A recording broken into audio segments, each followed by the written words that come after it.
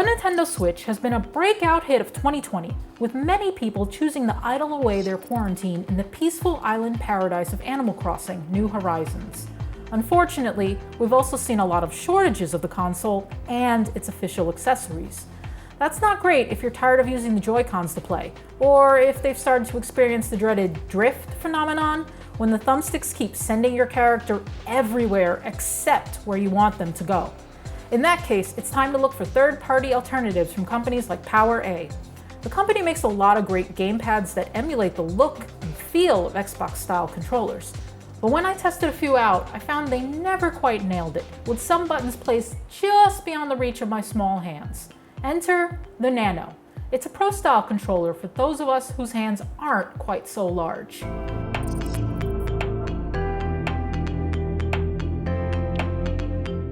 PowerA's Nano gamepad looks a lot like Nintendo's Switch Pro controller.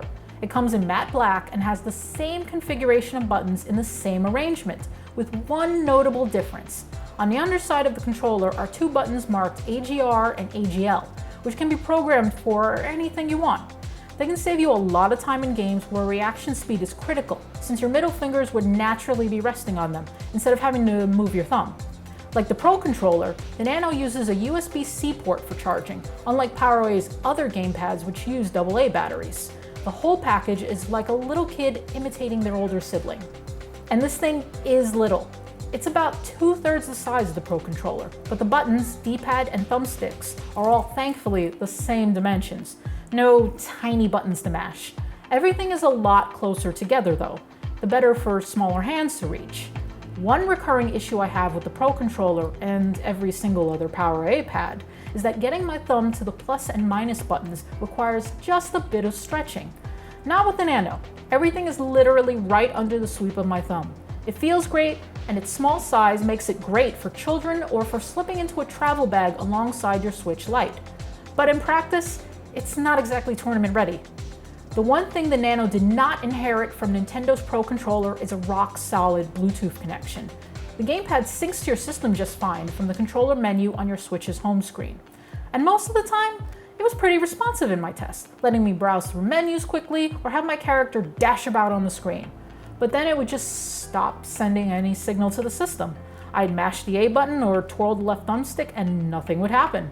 It wasn't a full disconnection, as neither the system nor the controller registered the interruptions. Commands simply would not get through. It turns out that the Nano is susceptible to electrical interference. If your Switch sits behind your TV the way mine does, the controller may occasionally cut out. I had to pull the console out slightly to keep things steady. But it wasn't quite a silver bullet, as I noticed the controller sometimes acted up if I had my laptop open next to me, or even if I lay on my side and folded my legs. It was weird, annoying, and difficult to truly relax with the Nano since, yes, sometimes I contort myself into odd positions while playing my Switch and also using my controller. But not everyone is a dual-screen wielding contortionist like me. And, while even the slight chance of a disconnect means the Nano is definitely not tournament ready, Smash Bros. Pros aren't the intended audience for it anyway.